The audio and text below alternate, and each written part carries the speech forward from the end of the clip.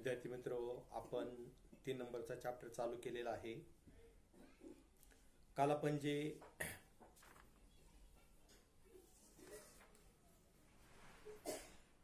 Purchases account पाहिलं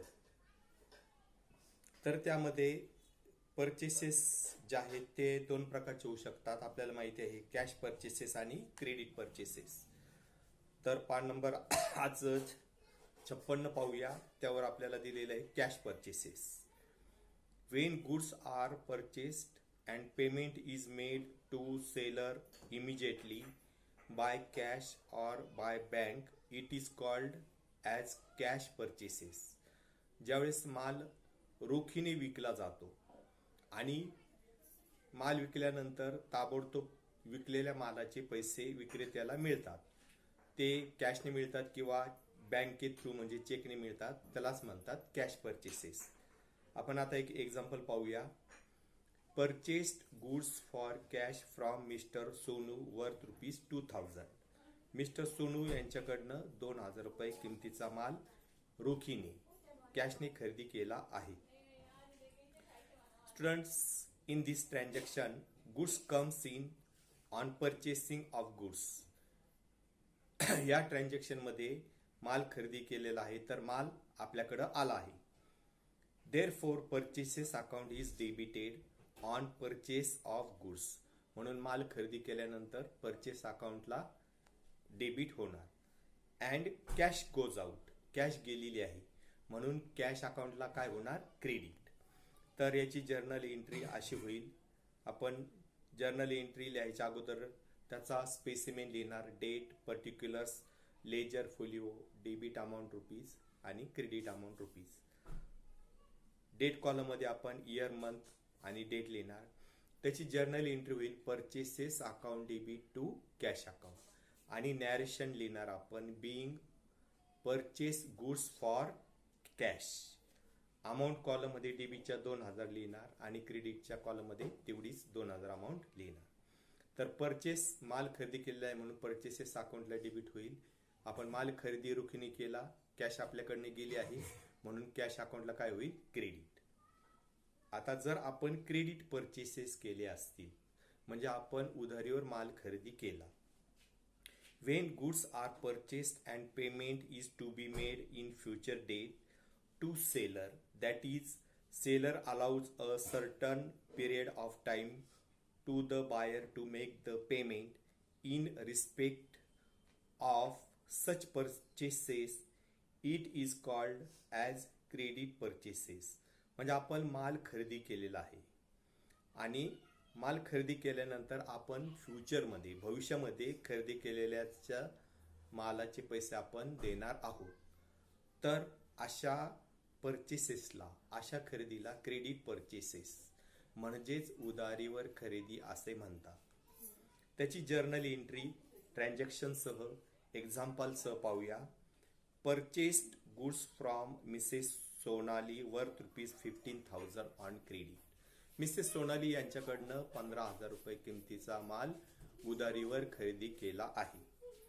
आपण माल खरेदी केला म्हणून परचेसेस अकाउंटला डेबिट करणार. जर्नल एंट्री होईल purchases account debit 15,000 to Mrs Sonali's account 15,000.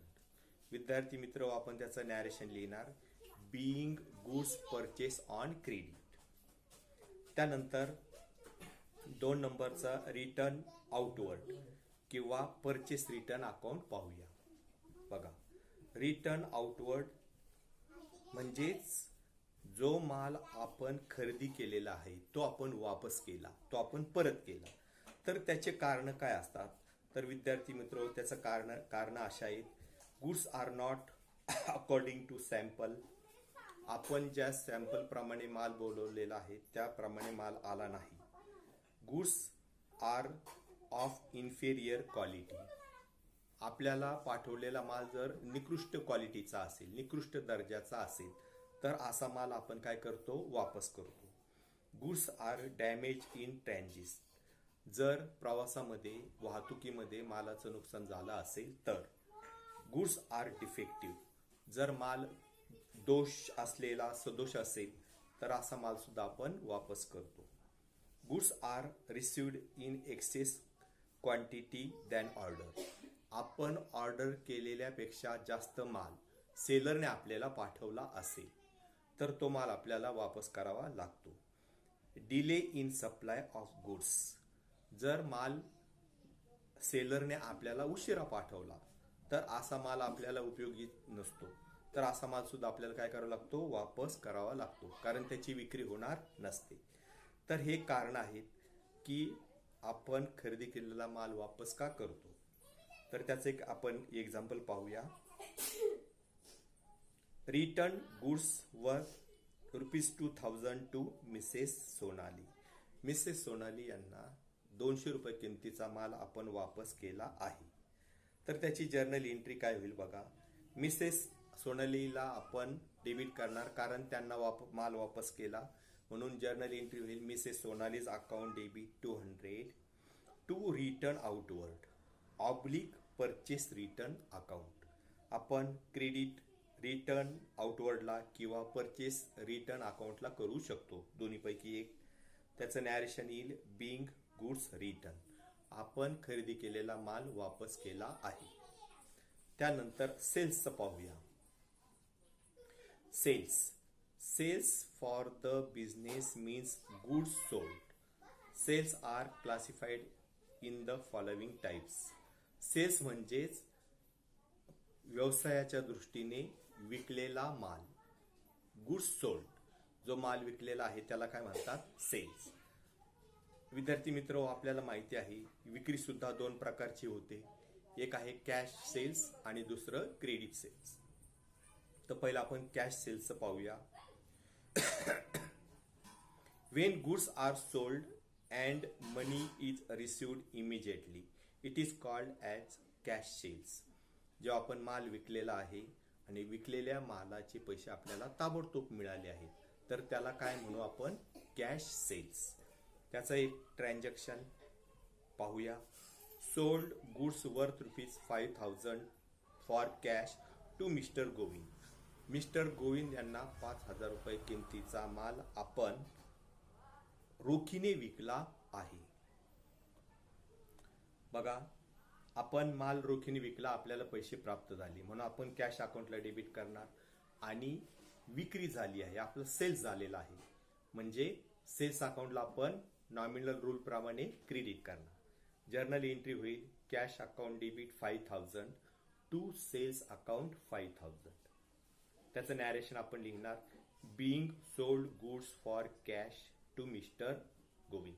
Mister Govind यांना रोखीने माल विकला आहे. त्यानंतर पाहूया क्रेडिट सेल्स.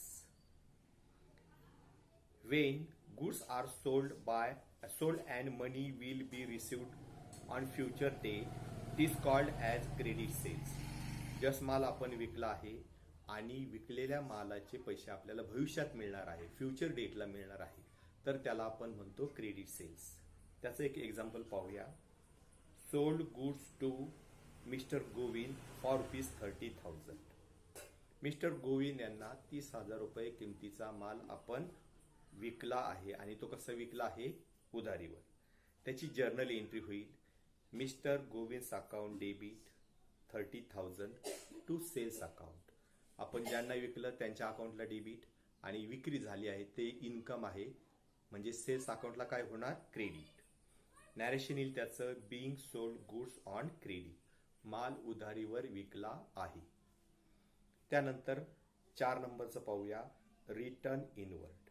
सेल्स रिटर्न्स म्हणजेच आपण ज्या मालाची विक्री केलेली आहे त्यापैकी काही माल वापस आला तर त्याला फ्रेज काय आहे, रिटर्न इनवर्ड किंवा सेल्स रिटर्न. त्याचं एक्झाम्पल पाहूया.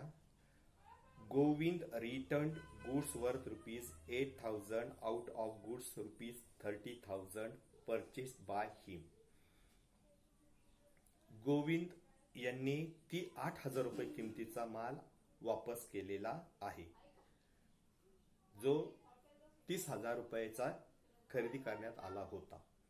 त्याची जर्नल एंट्री होईल return inward account oblique sales return account debit 8,000 to Govind's account 8,000.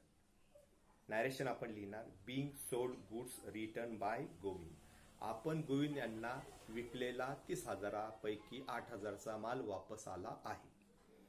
आता 5 number goods withdrawn by proprietor, म्हणजे व्यवसायाच्या मालकाने स्वतःच्याच व्यवसायातून माल काही स्वतःच्या वापरासाठी घेतलेला आहे. When goods are withdrawn by proprietor from the business for his private, personal, household use, in such case, drawings account is debited. The goods withdrawn by proprietor goes out of the business and goods withdrawn by proprietor account credited.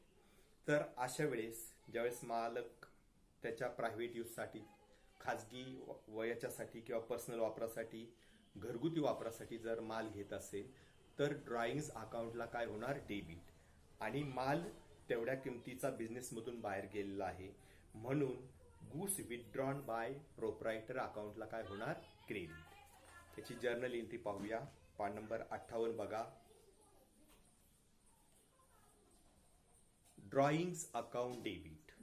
आपल्याला तिथं जी नंतर yes लिहायचं आहे. Printing mistake झालेली आहे. Drawings पाहिजे. Drawings account debit to goods withdrawn by proprietor or purchases account. Narration आपण लिहिणार being goods withdrawn by proprietor for personal use. प्रोप्रायटरने पर्सनल यूजसाठी, वैयक्तिक वापरासाठी माल घेतलेला आहे. त्यानंतर goods distributed as free sample.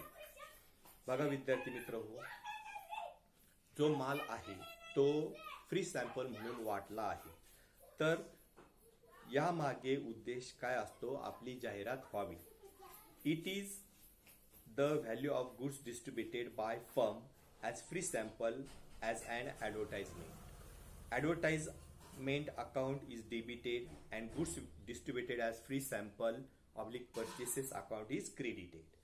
तर जाहिरात झाल्यानंतर मालाची विक्री वाढत असते, नफा वाढत असतो, म्हणून माल हा फ्री सॅम्पल म्हणून वाटला जातो. अशा वेळेस ॲडव्हर्टाइजमेंट अकाउंटला डेबिट होणार आणि goods distributed as free sample account किंवा परचेसेस अकाउंटला क्रेडिट होणार. आपण नॅरेशन लिहिणार being goods distributed as free sample. त्यानंतर goods destroyed by fire oblique accident. विद्यार्थी मित्र, कधी कधी काय होतं की माल जो आहे तो आगीमध्ये जळतो किंवा ॲक्सिडेंटमध्ये नष्ट पावतो. तर पहिला आपण पाहूया व्यवसायाचा प्रोप्रायटर काय करत असतो? अशा नुकसानीपासून आपण आपला बचाव व्हावा, धोका टाळावा म्हणून मालाचा तो विमा उतरत असतो. त्याला म्हणतात इन्शुर्ड गुड्स. तर पहिलं बघा, जर मालाचा विमा उतरवला असेल. Number A, if goods are not insured. जर मालाचा विमा उतरवलेला नसेल त्याला म्हणतात अनइन्शुर्ड. तर त्याची जर्नल एंट्री होणार loss by fire account debit to goods destroyed by fire account. आगीमध्ये काय झालेलं आहे? माळ जळालेला आहे, तो आपला लॉस झाला, नुकसान झालं म्हणून लॉस बाय फायर अकाउंटला डेबिट होणार आणि तेवढा माल आपल्या व्यवसायातून जाणार आहे म्हणून गुड्स डिस्ट्रीब्युटेड बाय फायर किंवा परचेसेस अकाउंटला काय होणार? क्रेडिट. त्याचं नॅरेशन लिहिणार आपण being goods distributed by fire. त्यानंतर जर त्या मालाचा विमा उतरवलेला असेल तर बघा जर्नल एंट्री होईल if the goods are insured company account debit to goods distributed by fire account oblique purchases account. Narration आपण लिहिणार Bing insurance claim accepted by the company. कंपनीने, इन्शुरन्स कंपनीने आपला क्लेम, आपला दावा काय केलेला आहे? ॲक्सेप्ट केलेला आहे. त्यानंतर 2 नंबरचं पाहूया. पान नंबर 59 वर if the claims is partially admitted by the insurance company. जर कंपनीने काही अंशतःच आपल्याला पैसे द्यायचं कबूल केलं असेल, समजा आपला लॉस 50,000चा झाला असेल आणि 40,000 द्यायचे कबूल केले असतील तर त्याला पार्शली इन्शुरन्स म्हणतात. जर्नल एंट्री होईल insurance company account debit amount of claim accepted, जेवढा अमाऊंट आपल्याला द्यायचं कबूल केलेले आहे कंपनीने, समजा 40,000 असतील तर 40,000. लॉस बाय फायर अकाउंट, 10,000चं नुकसान झालेलं आहे म्हणून 10,000ला डेबिट होईल. आणि goods destroyed by fire oblique purchases account, तेवढ्या अकाउंटला काय होईल, क्रेडिट. तर विद्यार्थी मित्र हो, त्याचं नॅरेशन आपण लिहिणार. Being goods distributed by insurance company admitted the claim partially. माल आगीमध्ये काय झालेला आहे, डिस्ट्रॉयड झालेला आहे आणि इन्शुरन्स कंपनीने आपला क्लेम पार्शली काही अंशतः ऍक्सेप्ट केलेला आहे. तर आज जेवढ्या जर्नल एंट्रीज पाहिलेल्या आपण 56, 57, 58 पानावरच्या, तेवढ्या सगळ्या जर्नल एंट्रीज लिहून घ्या, त्याचे एक्झाम्पल्स लिहा आणि त्याचं रिव्हिजन करा. तर विद्यार्थी मित्र हो, आजचं पुरतं आपण एवढं पाहूया. जेवढं सांगितलेलं आहे ते न चुकता करा. थँक्यू.